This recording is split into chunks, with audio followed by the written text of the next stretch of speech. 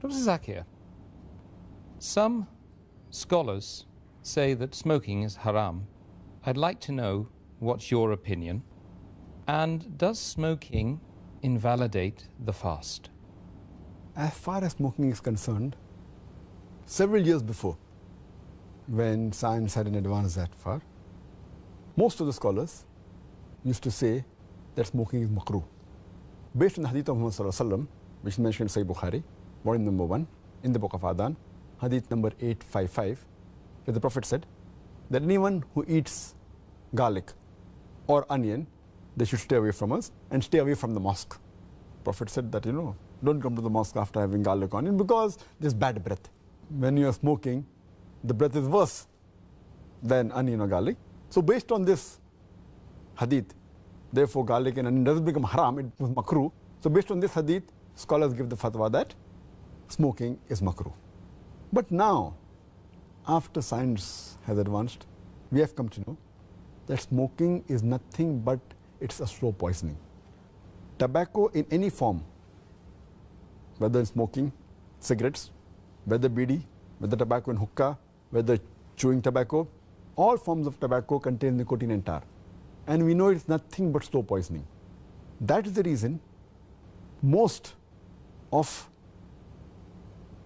the non-Muslims also, they agree that smoking is haram. Not only the Muslim world, even the non-Muslims. That's the reason they put a statutory warning on the cigarette packs. They put a statutory warning saying cigarette smoking is injurious to health. Or in some countries, it mentioned general surgeon's warning or surgeon general's warning. Smoking is injurious to health. And anyone gives an ad, whether in newspaper, in the magazine or television, it is compulsory that they have to highlight the statement, smoking is injurious to health. So I'm not talking about the Muslim world, even the non-Muslim world agrees that smoking is nothing but slow poisoning. And today, according to statistics, the World Health Organization says that every year more than 4 million people die only because of smoking. And if you count the other forms of tobacco, it will be much more. And today medical science tells us, and even I had learned when I was doing my medicine in the medical college, that more than 90% of the lung cancer deaths are only due to smoking, whether cigarette or bidi or whatever it is. 25% of the cardiovascular deaths are only because of smoking.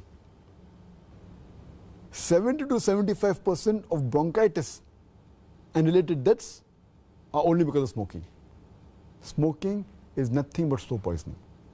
It blackens your lips, blackens your gums, your fingertips, it damages your lips, it damages your esophagus, it damages your stomach, and it can cause constipation, it can cause loss of appetite, it can cause loss of libido, your sexual power gets suppressed, it can cause immunity to the drugs you take, and it reduces the defense of your body. And you can only give a talk on why smoking is haram, and I've given a talk on dietary laws in Islam, and I've covered this topic in detail. Time doesn't permit me here. But based on all these various research, there are today more than 400 fatwas. The majority of the scholars, they agree that smoking is haram, and all form of tobacco is haram. There may be certain scholars of certain countries, including this country where I come from, India, they say it is makruh yet. But most of the scholars, otherwise, throughout the world, majority of them, they agree that smoking is haram. Allah says in the Quran, in Surah Araf, chapter number 7, verse number 157, that you follow the prophet, the unlettered prophet who's mentioned in your law and scriptures. And further it says that this prophet asks you to do things which are good for you, tayyib for you. So take what he gives it to you, what is lawful and good. And he prohibits things which are khabis, things which are unlawful, things which are bad for you. So what a prophet gives, what he gives you which is good, take, and he prohibits you things which are khabis, unlawful, you have to abstain from it. This is the law. And Allah says in the Quran in Surah Baqarah chapter number 2, verse number 195, make not your own hands the cause of your own destruction, indicating that do not kill your own self. Because smoking is nothing but slow poisoning, it comes under this category, something like suicide. Slow poisoning, every puff you take, you reduce your life. So based on this, there are more than 400 fatwas saying that smoking is haram. And furthermore, this is one of the major reasons why it's haram.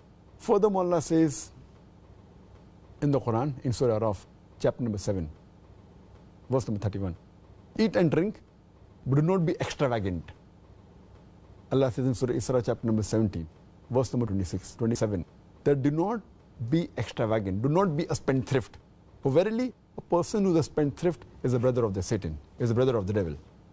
And we know that when we smoke, it's nothing but extravagance. It's nothing but taking a pound note or a few pounds, or taking a dollar note, the green dollar bill, or a pound, and lighting up with fire. When we smoke, when we light the cigarette, it's nothing but burning money, whether it be rupees, whether it be dollars, whether it be pounds, whether it be riyals. It's nothing but extravagance, which is haram in Islam. And you can give a list of reasons why it's haram. But just to cut it short, one more reason, that you cannot harm your own neighbor. You cannot harm your own brother. And in smoking, when you exhale out the smoke, it causes more damage to your neighbor. Passive smoking is more dangerous than active smoking. And the person who smokes, when he exhales out, if the person who's a neighbor inhales the smoke, it causes more damage to him than the person who smokes. That's the reason many countries like Singapore, etc., they've banned smoking in public places. In your personal house, you can do it. In public places, in government places, smoking has been banned.